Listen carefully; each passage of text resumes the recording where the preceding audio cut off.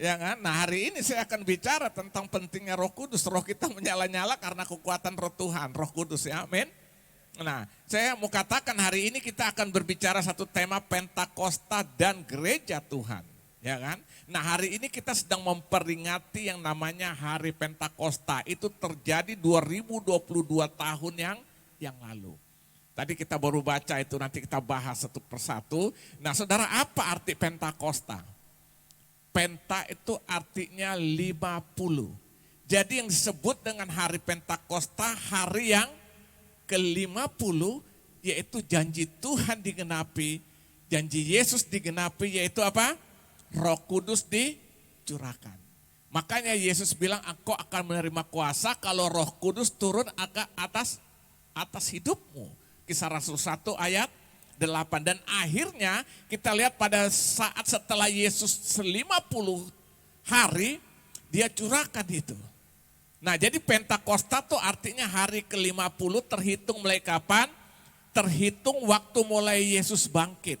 Setelah Yesus bangkit ngapain? Menampakkan diri selama 40 hari. Setelah 40 hari menampakkan diri ngapain? Dia naik, sebelum naik dia pesan apa? Jangan kemana-mana, tunggu di Yerusalem. Dia bilang kepada murid-murid Yesus, pada rasul-rasul, sampai nanti engkau dipenuhi oleh Roh Kudus. Nah setelah 50 hari maka mereka berkumpul dan tadi kita baca mereka mulai mengalami sesuatu yang baru di mana mereka mengeluarkan bahasa-bahasa yang mereka tidak mengerti tapi akhirnya dimengerti oleh orang lain. Mereka tidak ngerti. Tapi orang lain, nah itu satu bukti penggenapan daripada apa? Janji Tuhan yang Tuhan curahkan dalam kehidupan mereka, yaitu apa? Roh Kudus. Nah ini yang saya mau katakan, saudara lihat. Jadi Tuhan menggenapi janjinya, Yesus menggenapi janjinya setelah 40 hari dia menampakkan diri, dia naik ke surga. Dan sebelum dia naik dia katakan tinggal, tunggu di Yerusalem, nanti aku akan curahkan rohku atas kamu, Roh Kudus akan dicurahkan. Nah setelah itu 10 hari kemudian maka digenapilah janji itu. Makanya disebut dengan Pentakosta, artinya ke-50. Sejak kebangkitan Yesus sampai Roh Kudus dicurahkan. Dan saya mau katakan hari ini, gereja tanpa Roh Kudus itu hanyalah sebuah keagamaan. Atau hanya sekedar apa? Menjalankan hukum-hukum agama. Gereja tanpa Roh Kudus hanya sekedar sebuah agama dengan segala hukum-hukum yang dijalankan. Masih ingat hukum apa yang saya pernah jelaskan? Pada konteks perjanjian lama, ada yang namanya hukum moral. Terus hukum apa? Seremonial, peribadatan sama hukum moral. Nah saudara bayangkan kehidupan beragama itu kekristenan tanpa Roh Kudus berarti dia hanya menjalankan hukum-hukum. Jangan begini, jangan begitu, jangan mencuri, jangan membunuh ya kan. Harus begini, harus begitu. Bayangkan saudara itu hanya hukum di luar. Kita tidak bisa buat apa-apa. Yang kedua kita melakukan hanya seremonial peribadatan. Minggu datang, ibadah, tepuk tangan, pulang, selesai. Semua agama melakukan semua hukum-hukum ini. Hukum moral diajarkan, hukum peribadatan juga apa? Diajarkan. Nah tapi saya mau katakan, kekristenan tidak mengajarkan seperti itu. Tapi melalui Roh Kudus, gereja Tuhan itu menjadi hidup dan penuh kuasa. Amin. Kalau enggak saudara bayangkan hanya kegiatan agama yang kita lakukan. Nah itu sebabnya Yesus bilang tunggu di loteng Yerusalem itu. 120 murid-murid itu menanti. Begitu Roh Kudus dicurahkan, di situ kelihatan sesuatu kebangunan rohani terjadi. Sehingga hukum-hukum itu bukan lagi di luar, adanya dalam diri kita. Saudara tidak bisa berubah hidup saudara. Dengar khotbah ratusan kali pun, ribuan kali. Tanpa Roh Kudus bekerja dalam hidupan kita. Amin. Berubah kali kita dengar khotbah. Mungkin pendeta terkenal sekalipun. Gak bisa mengubah hidup kita. Yang bisa mengubah waktu kita dengar firman, Roh Kudus mulai menjamah. Memberikan pengertian bagi kita. Menjamah hati kita, maka terjadi perubahan. Siapa yang udah jadi Kristen dari kecil? Berarti udah lama dong? Harusnya sudah jadi pengkhotbah dong. Benar gak? Logika. Kita kan sudah harus jadi pengajar, malah kita diajar dengan orang yang latar belakang non-Kristen tadinya. Iya kan? Banyak enggak? Harusnya sudah jadi pengajar. Kenapa? Ya inilah agama. Nah, Roh Kudus kita butuhkan untuk mengubah hidup kita menjadi dahsyat dan luar biasa. Amin. Nah, itu sebabnya Yesus pesan, engkau akan menerima kuasa kalau Roh Kudus turun atas hidupmu. Kisah Rasul 1 ayat 8. Dan akhirnya digenapi dalam Kisah Rasul pasal 2. Murid-murid mengalami semua itu. Nah, sekarang pertanyaan yang akan kita pelajari. Apa yang terjadi bagi gereja Tuhan pada saat hari Pentakosta? Apa yang terjadi di dalam kehidupan gereja Tuhan pada saat hari Pentakosta itu? Yang pertama saya pelajari Alkitab, yang terjadi adalah gereja Tuhan mengalami kepenuhan Roh Kudus yang membawa dampak untuk hidup menembus dimensi kemustahilan. Jadi yang pertama, apa yang terjadi bagi gereja Tuhan pada saat hari Pentakosta? Yang pertama, gereja Tuhan mengalami kepenuhan Roh Kudus yang merupakan janji Yesus itu, yang berikan dampak untuk mereka hidup menembus dimensi kemustahilan. Saudara perhatikan ayat ke-1 sampai 4 dulu. Lihat, nanti kita lanjutkan ke 5 sampai 12. Perhatikan. Ketika tiba hari Pentakosta, semua orang percaya berkumpul di satu tempat. Tiba-tiba turunlah dari langit suatu bunyi seperti tiupan angin keras yang memenuhi seluruh rumah di mana mereka duduk. Dan tampaklah kepada mereka lidah-lidah seperti nyala api yang bertebaran dan hinggap pada mereka masing-masing. Maka penuhlah mereka dengan Roh Kudus. Lalu mereka mulai berkata-kata dalam bahasa-bahasa lain seperti yang diberikan oleh Roh itu kepada mereka untuk mengatakannya. Jadi waktu mereka lagi ngumpul, tiba-tiba turun tiupan angin kencang dan mereka lihat lidah-lidah api yang menyala memenuhi mereka. Dan pada saat itu keluar bahasa-bahasa dari diri setiap orang-orang yang kumpul saat itu. Bahasa-bahasa baru yang mereka tidak mengerti. Tapi luar biasanya nanti kita lihat. Terus baca ayat 5. Pada waktu itu di Yerusalem diam orang-orang Yahudi yang saleh dari segala bangsa di bawah kolong langit. Ketika turun bunyi itu, kerumunlah orang banyak. Mereka bingung karena mereka masing-masing mendengar rasul-rasul itu berkata-kata dalam bahasa mereka sendiri. Mereka semua tercengang-cengang dan heran, lalu berkata, bukankah mereka semua yang berkata-kata ini orang Galilea? Bagaimana mungkin kita masing-masing mendengar mereka berkata-kata dalam bahasa kita sendiri, yaitu bahasa yang kita pakai di negeri asal kita. Kita orang Partia, Media, Elam, penduduk Mesopotamia, Yudea dan Kapadokia, Pontus dan Asia, Frigia dan Pamfilia, Mesir, lihat ada orang Mesir juga, dan daerah-daerah Libya, orang-orang Libya yang berdekatan dengan Kirene, pendatang-pendatang dari Roma. Baik orang Yahudi maupun agama Yahudi, orang Kreta dan orang Arab. Ada juga kita mendengar mereka berkata-kata dalam bahasa kita sendiri tentang perbuatan besar yang dilakukan Allah. Jadi waktu mereka saat itu janji itu digenapi, mereka lihat kayak nyala, lidah api menyala lalu menghinggapi setiap pribadi. Dan saat yang bersamaan keluarlah bahasa perkataan dari mulut mereka. Mereka tidak mengerti. Tapi tadi kita lihat semua orang yang hadir khususnya bukan murid-murid, bukan rasul-rasul. Ada orang Arab, ada orang Mesir. Tadi kita udah baca berapa banyak suku yang ada, bangsa yang ada. Mereka heran begini. Kok mereka sedang berbicara pakai bahasa kita? Yang intinya isinya apa? Tentang perbuatan-perbuatan besar yang dilakukan Allah. Ini menembus dimensi kemustahilan enggak? Jadi murid-murid tuh, saya beri gampang contoh begini saudara. Saya ini bukan orang Batak.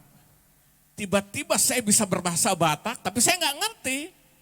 Bahwa itu bahasa Batak, orang Batak ngerti loh. Kok dia menyampaikan tentang perbuatan-perbuatan Allah yang maha dahsyat. Saya ngerti enggak bahasanya? Enggak ngerti, tapi orang Batak mendengar dia tahu. Yang lain lagi tiba-tiba bahasa Madura. Ini contoh.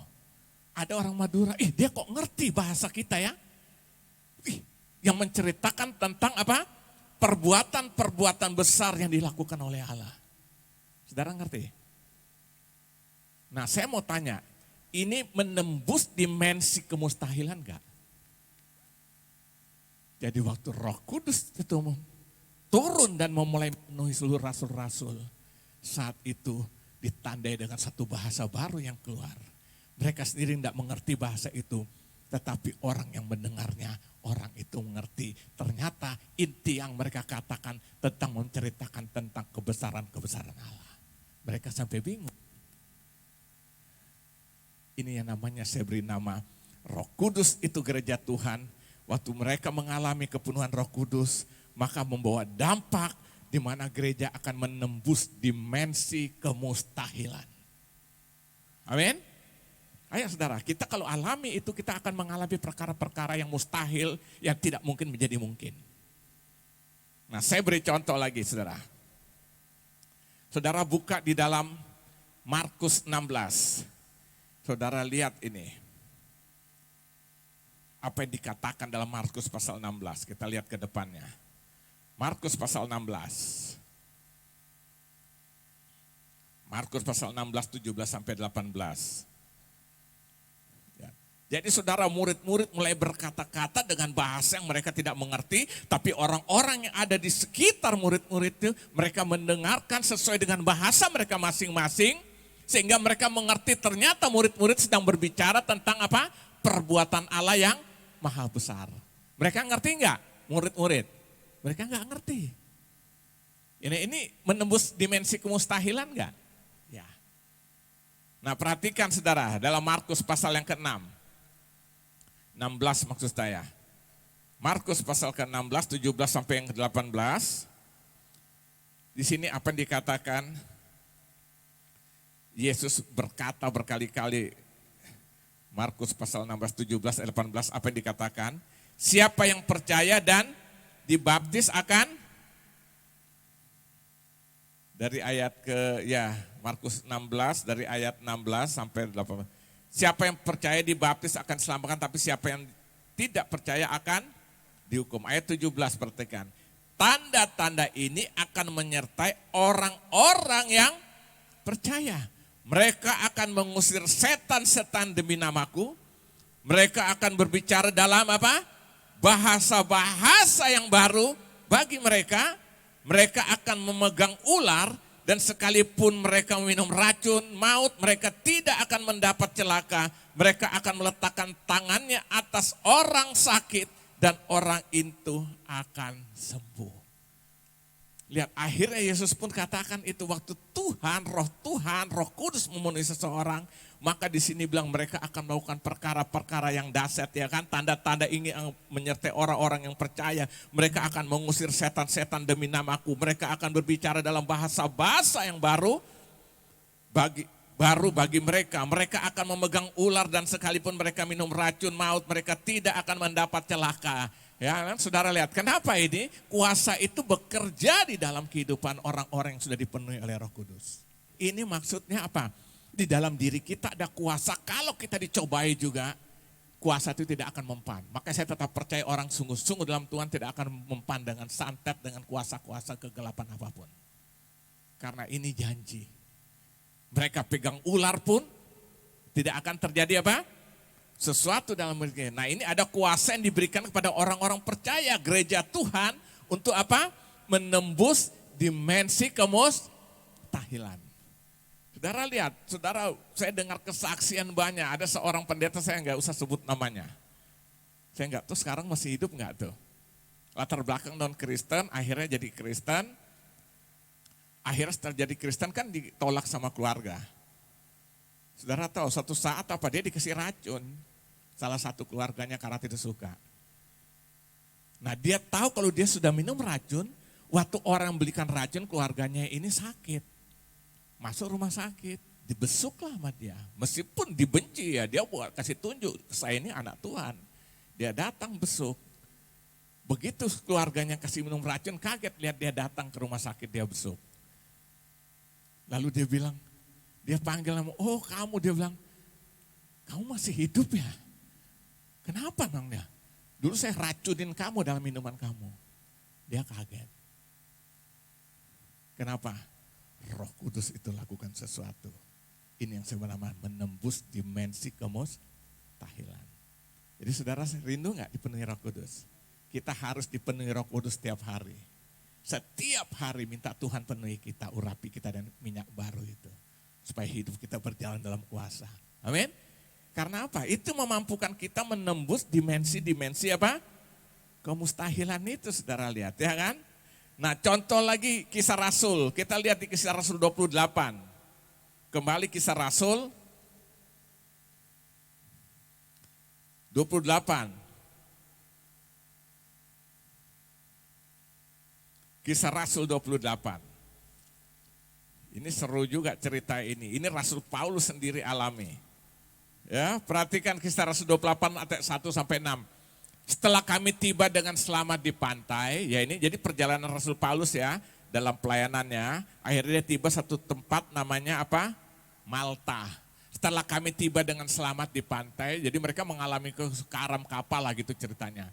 Barulah kami tahu bahwa daratan itu adalah Pulau Malta. Ayat 2, penduduk pulau itu sangat ramah terhadap kami. Mereka nyalakan api besar dan mengajak kami semua ke situ karena telah mulai hujan dan hawanya dingin. Ayat 3, ketika Paulus memungut seberkas ranting-ranting dan meletakkan di atas api, keluarlah seekor ular beludak. Tahu ular beludak? Itu keluarga dari viper. Itu ular yang sangat berbisa. Seperti ular viper kalau saudara pernah lihat. Dia agak totol-totol coklat tuh. Ya kan? Karena panasnya api itu lalu menggigit apa? Tangannya siapa? Rasul Paulus. Ayat keempat. Ketika orang-orang itu melihat ular itu terpaut pada tangan Paulus. Jadi gigit mungkin terpaut, ngegantung gitu kan. Mereka berkata seorang pada yang lain. Orang ini sudah pasti seorang pembunuh.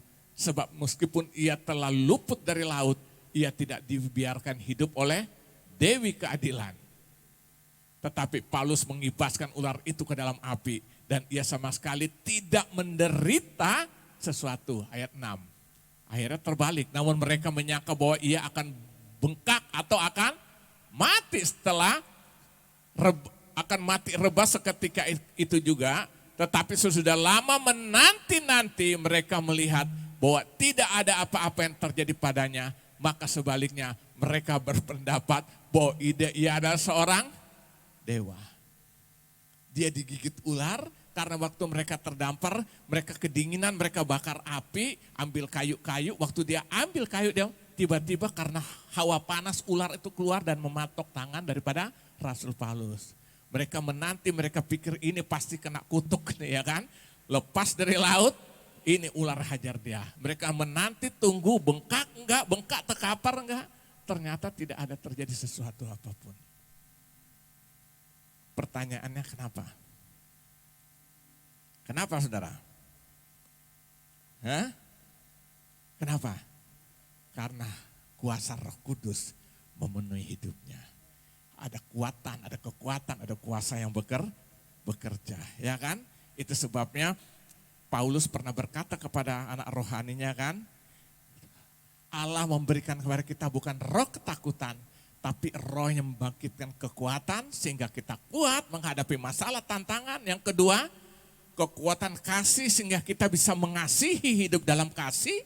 Dan yang ketiga, ketertiban. 2 Timotius 1 ayat 7, Allah memberikan kepada kita bukan roh ketakutan, tapi roh membangkitkan kekuatan, kasih dan ketertiban. Hidup kita akan tertib karena Roh Kudus yang memampukan itu. Mau hidup seperti firman, susah enggak? Susah enggak? Dengan cara sendiri susah. Tapi Roh Kudus mampukan kita supaya kita dapat hidup sesuai firman Tuhan. Maka dibilang hidup yang tertib. Mengasihi susah enggak? Apalagi buat orang-orang yang buat jahat kepada kita, susah enggak? Roh akan memampukan kita supaya bisa mengasihi. Amin. Kekuatan dia juga beri waktu menghadapi masalah tantangan, kita tetap berdiri teguh, kuat, tidak goyah. Kenapa? Roh itu berikan apa? Kemampuan bagi kita. Amin. Saudara, untuk mengasihi orang berat enggak? Atau mengampuni orang yang buat salah? Susah enggak?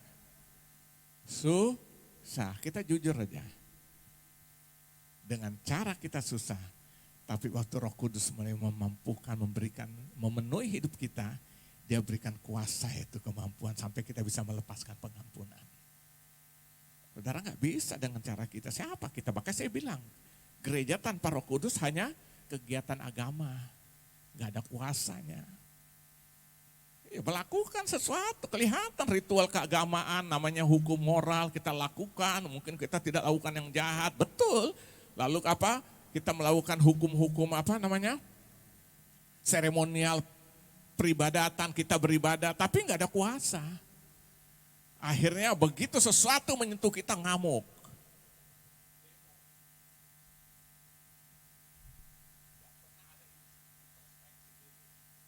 Benar nggak? Kita ngamuk, teriak-teriak, nyalahkan orang semua. Tapi kalau Roh Kudus ada, lu yang salah. Gak usah ditegur orang, kita langsung Tuhan ampuni kalau aku bersalah. Amin? Tanpa Roh Kudus kita nggak bisa berapa-apa. Makanya Alkitab katakan, roh dalam kamu lebih besar daripada roh yang ada dalam dunia ini. Jadi hari ini pastikan hidup saudara saya dipenuhi dan dipimpin oleh Roh Kudus. Siap? Nanti akhir ibadah saya akan tantang saudara kita berdoa. Supaya saudara alami sesuatu yang baru dalam Tuhan. Kok enggak bosan saudara jadi orang Kristen. Bolak-balik gereja, pulang pergi gitu-gitu aja. Rasanya ya gini-gini aja. Saudara tidak bisa bebas dari ikatan-ikatan apapun kecuali Roh Kudus menjamah hidupan kita. Amin. Jadi yang pertama, apa yang terjadi bagi gereja Tuhan pada saat hari Pentakosta? Gereja Tuhan mengalami kepenuhan Roh Kudus yang memberi dampak mereka menembus dimensi kemustahilan dalam kehidupan mereka. Karena itu kuasa yang maha tinggi yang Tuhan berikan. Amin. Orang Kristen bisa kena santet ya? Bisa kalau dia buka celah. Tapi selama dia tutup celah itu karena hidup tertib kan. Aku berikan kepadamu bukan roh ketakutan tapi roh yang bangkitkan kasih, kekuatan dan ketertiban. Kita hidup tertib. Kita tidak benci, waktu kita benci kita buka celah. Itu masuk kuasa itu. Jadi dalam Tuhan itu sudah oke sebenarnya. Amin. Kita jalan, wih dahsyat. Saudara lihat Petrus, dia waktu berjalan setelah peristiwa Pentakosta, orang kena bayangan yang sakit sembuh. Alkitab mencatat. Ya, jadi yang pertama, apa yang terjadi bagi gereja Tuhan pada saat hari Pentakosta itu mereka alami, gereja Tuhan mengalami apa? Kepenuhan Roh Kudus, ya, yang membawa dampak untuk apa? Menembus dimensi kemustahilan. Jadi bagi kita tidak ada perkara mustahil. Amin. Orang boleh bilang ini enggak mungkin, ini mustahil, kita tetap percaya tidak mustahil. Kenapa? Roh Kudus itu kuasa yang Tuhan berikan bekerja dalam kehidupan kita. Amin. Ini yang pertama. Yang kedua kita lihat. Yang kedua, nanti mulai hari Jumat depan, saya akan bahas pertemuan-pertemuan kita mulai hari Jumat ini. Saya akan bahas tentang peranan Roh Kudus, fungsi Roh Kudus bagi gereja Tuhan. Itu banyak banget. Mungkin sekitar ada 20-an kali, mungkin lebih.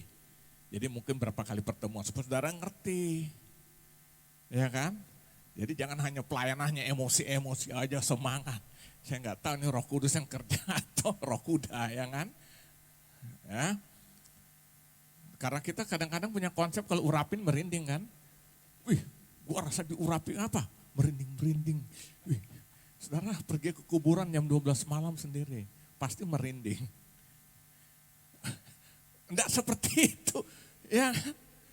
Jadi gak usah yang aneh-aneh lah. Nah yang kedua, apa yang terjadi bagi gereja Tuhan pada saat hari Pentakosta? Panas banget ya, apa karena saya pakai jas ya. Yang kedua, Roh Kudus memberikan apa? Keberanian, ya kan? Lihat, kita bisa lihat sini Petrus dan teman-temannya rasul-rasul yang lain memiliki keberanian setelah itu. Nah kita lihat di dalam ayat ke-14 dari Kisah Rasul pasal yang kedua tadi. Nah khotbah Petrus berani berkhotbah dengan penuh keberanian. Jadi yang kedua, Roh Kudus memberikan apa? Keberanian bagi rasul-rasul, bagi Petrus dan teman-teman yang lain. Perhatikan ayat 14 sampai ayat 20. Maka bangkitlah Petrus berdiri dengan ke-11 rasul itu, dan dengan suara nyaring ia berkata kepada mereka, hai kamu orang Yahudi dan kamu semua yang tinggal di Yerusalem, ketahuilah dan camkanlah perkataan ini. Orang-orang ini tidak mabuk seperti yang kamu sangka karena hari baru pukul 9. Tapi itulah yang difirmankan Allah dengan perantaraan apa? Nabi Yoel. Akan terjadi pada hari-hari terakhir, demikianlah firman Allah, bahwa aku akan mencurahkan rohku ke atas semua manusia.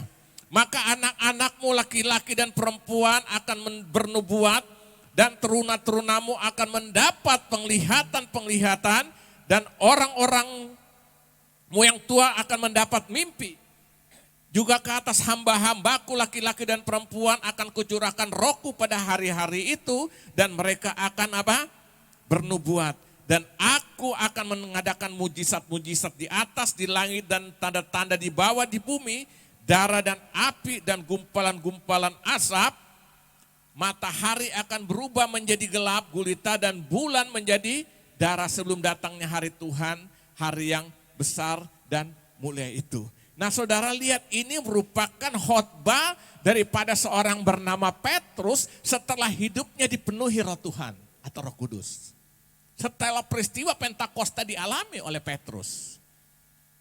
Ini terjadi, dia berkhotbah dengan lantang dan beraninya luar biasa. Dia berdiri di hadapan orang-orang Yahudi. Saudara, dia berani menyampaikan firman Tuhan, bertobatlah, bertobat sebagainya. Dia katakan, jangan kamu kira mereka ini mabuk, tapi mereka sedang digenapi oleh janji Allah. Oleh janji Yesus bahwa Roh Kudus akan penuhi mereka. Keluarlah bahasa-bahasa itu. Memang sampai sekarang banyak gereja yang menentang kalau kita lihat sesuatu yang terjadi dengan orang dipenuhi Roh Kudus lalu mengeluarkan kata-kata baru. Padahal 1 Korintus 12 baca situ. Tentang karunia-karunia, ada karunia bernubuat, ada karunia berbahasa roh, ada karunia menafsirkan bahasa roh, ada karunia iman, ada karunia melakukan mujizat dan sebagainya tuh. Itu sedang terjadi dalam 1 Korintus pasal 12, apa yang dikatakan oleh Rasul Paulus. Jadi rupanya mereka yang tidak setuju, tidak suka, mulai menyebarkan, tapi orang-orang lain menyindir mereka sedang mabuk oleh apa? Anggur manis, ayat yang ke-13. Tapi saudara lihat, sini Petrus dengan lantang berkhotbah. Alkitab mencatat 3.000 orang yang bertobat hari itu. Yang melakukan ini Petrus atau Roh Tuhan, Roh Kudus? Hah? Roh Kudus. Nah sekarang kita lihat dulu latar belakang Petrus. Siapa Petrus? Yang bisa berkhotbah seperti itu. Berdiri depan orang Yahudi dengan berani. Petrus siapa? Kita bandingkan. Lihat Matius pasal 26. Maksud saya supaya saudara mengerti, Petrus tadinya tuh, waduh, emosinya aja gede. Sampai waktu Yesus bilang, kamu akan tergoncang, tidak Tuhan, sekalipun mereka meninggalkan engkau, aku tidak akan tinggalkan engkau sekali-sekali. Itu mulut Petrus. Tapi akhirnya, siapa dia? Nah kita baca. Ayat 69 sampai 75 dari Matius pasal 26. Ayat berapa? 69 sampai ayat yang ke-75. Petrus menyangkal Yesus. Sementara itu Petrus duduk di luar di halaman. Jadi waktu itu Yesus sedang dihadapkan ke mahkamah agama. Petrus mendampingi dia tapi dia tidak bisa masuk, hanya tunggu di luar gedung mahkamah agama. Sedang diadili. Sementara itu Petrus duduk di luar halaman, maka datanglah seorang hamba perempuan kepadanya, katanya, engkau juga selalu apa? Bersama-sama dengan Yesus orang Galilea itu. Perhatikan ayat 7. Tetapi ia, siapa ia ini? Petrus menyangkalnya di depan semua orang, katanya, aku tidak tahu apa yang engkau maksud. Belagak pilon. Saudara ngerti nggak maksudnya? Gue dengar lu katanya ketangkap tuh. Siapa sih? Kan kita sering gitu kan, nah itu kira-kira begitulah. Gue dengar kayak gitu, yang benar siapa? Padahal iya dia akui, cuma belagak-belagak kayak gak ngerti apa. masa sih, kapan sih, ya kan? Sering kan kita gitu kan. Nah ini kira-kira Petrus begitu. Lu kan sama-sama dia, kapan? Nah itu kira-kira begitu lihat. Dan ia menyangkal, ya kan? Tapi ia menyangkal di depan semua orang katanya, aku tidak tahu apa. Jadi belaga nggak tahu, apa sih yang lu omongin? Nah itu. Ketika ia pergi ke pintu gerbang, seorang hamba lain melihat dia dan berkata, orang-orang yang ada di situ, orang ini bersama-sama dengan Yesus, orang Nazaret itu. Nah, perhatikan, mulai lagi yang kedua. Dan ia menyangkalnya pula dengan bersumpah, aku tidak kenal orang itu. Tidak kenal Yesus. Nah, tidak lama kemudian orang-orang yang ada di situ datang kepada Petrus dan berkata, pasti engkau juga salah seorang dari mereka. Itu nyata dari bahasamu. Lihat, nyangkal lagi. Maka mulailah Petrus mengutuk dan bersumpah, aku tidak kenal orang itu. Dan pada saat itu berkokoklah ayam. Bersyukur ada ayam yang membuat dia berubah. Kenapa dia dengar ayam dia bertobat? Karena Yesus pernah bilang waktu dia bilang, sekalipun semua meninggalkan engkau, aku tidak akan sekali-sekali meninggalkan engkau Yesus. Yesus bilang, sebelum ayam berkokok, engkau telah menyangkal aku 3 kali. Jadi setelah dia menyangkal untuk ayam itu berkokok, menangislah Yesus karena mengingat apa yang Yesus pernah sampaikan. Jadi dia bertobat karena apa? Nah, lu gak bertobat, tobat padahal gue sudah khotbah sampai keringetan gini. Umpama gitu ya. Lihat ya. Nah saudara lihat. Nah lihat latar belakang Petrus bagaimana tadi kitanya. Suka menyangkal, apalagi bersumpah aku tidak kenal dia, terakhir apa? Mengutuk. Lihat, dia bersumpah, dia menyangkal, dia mengutuk, aku tidak kenal dia. Tapi dalam peristiwa hari Pentakosta yang Yesus yang penakut itu yang pernah menyangkal, mengutuk dan bersumpah tidak kenal Yesus, berdiri tegar. Dengarlah hai orang-orang Yahudi. Mereka tidak mabuk, dia mulai beritakan Injil. Inilah penggenapan Nabi Yoel yang sudah bernubuat tentang bahwa akhir zaman akan dipenuhi setiap gereja Tuhan orang-orang percaya dengan kuasa roh dari Allah yang maha tinggi. Dahsyat gak? Petrus yang penakut sampai menyangkal, mengutuk, bersumpah tidak kenal Yesus. Saat itu Roh Kudus penuhi dia, memberikan keberanian dalam hidupnya. Amin. Nah hari ini saya mau katakan saudara, kita tidak bisa hidup dengan keberanian menghadapi masalah, tantangan tanpa Roh Kudus yang berkarya nyata dalam kehidupan kita.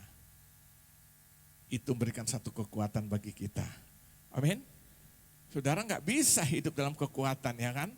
Orang-orang percaya yang hidupnya dipenuhi dan dipimpin oleh Roh Kudus akan memiliki namanya keberanian, yang namanya kekuatan untuk hidup dan menghadapi setiap tantangan-tantangan hidup. Bukan cengeng. Waktu Roh Kudus penuhi, kita ada kekuatan. Tantangan tetap ada enggak? Masalah masih dihadapi enggak? Pasti.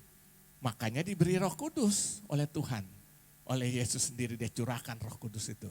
Supaya kita kuat menghadapi setiap tantangan, tidak mudah menyerah. Amin. Nah ini saudara, haus rindukan setiap hari. Kondak saudara jadi orang beragama percaya bosan. Lama-lama malas gua ke gereja lagi. Gitu-gitu aja. Jujur saudara. Ada bilang, aduh enak gereja yang ngelawak lu lucu. Lu mau ngelawak nonton aja stand up komedi. Iya kan? Ya bukan berarti tidak boleh kita cerita lucu-lucu juga. Tapi bukan menjadi fokus itu. Amin. Sampai akhirnya berita utama yang dibutuhkan apa? Terabaikan. Saudara kita butuh Roh Kudus hari ini. Siapa yang rindu dipenuhi dan dihidupnya dipimpin Roh Kudus. Setiap pagi saudara bangun. Angkat tangan dalam doa saudara. Tuhan urapi aku hari ini, penuhi aku dengan Roh Kudus-Mu. Pimpin aku. Saudara akan lihat, saudara akan hidup berbeda dari sebelum-sebelumnya. Setiap hari. Kita dipenuhi oleh Roh Kudus setiap hari. Harus itu. Kalau enggak kita hidup dengan cara dan kekuatan kita sendiri. Kita sudah lihat Petrus yang begitu aja menjadi luar biasa. Amin. Karena siapa? Roh Kudus penuhi dan memimpin hidupannya. Dia berdiri. Di ribuan banyak orang saat itu, sampai 3.000 orang pun bertobat habis dia berkhotbah. Padahal siapa dia?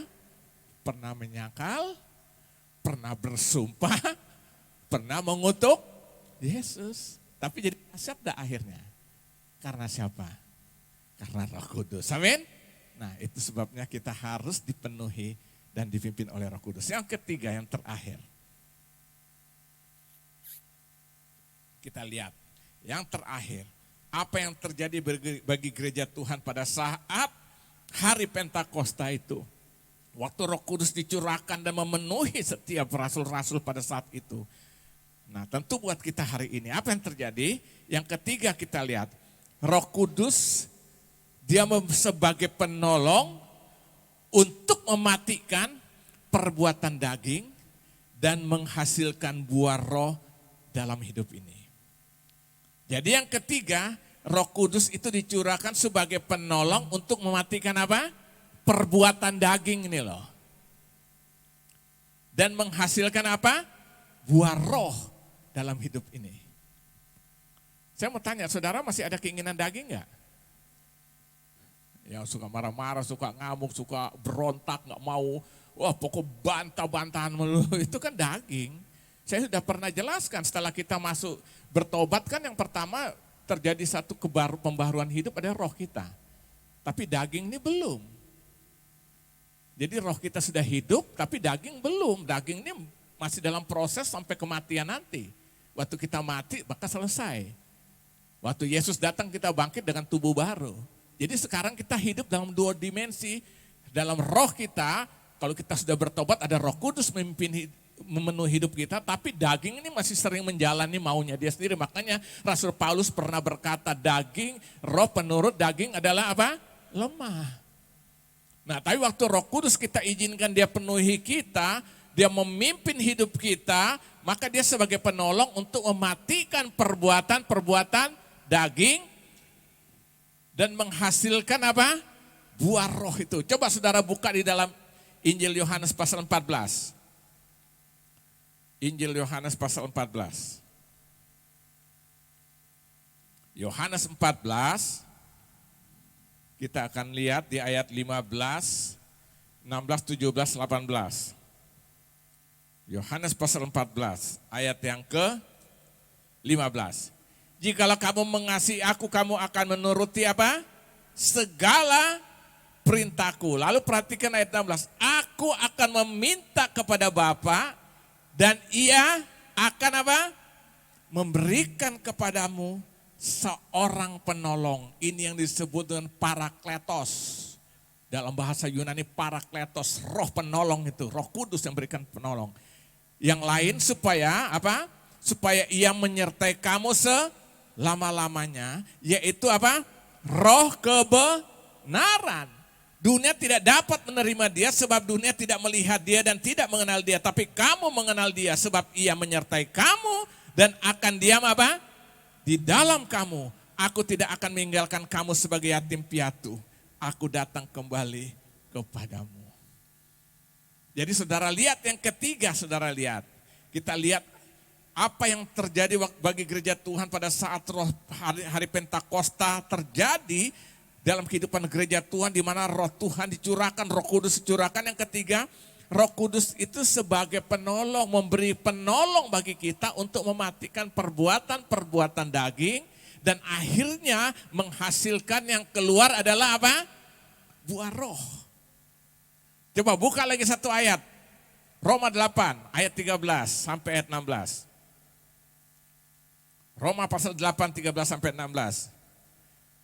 Ayat 13-nya aja kalau gitu kita baca.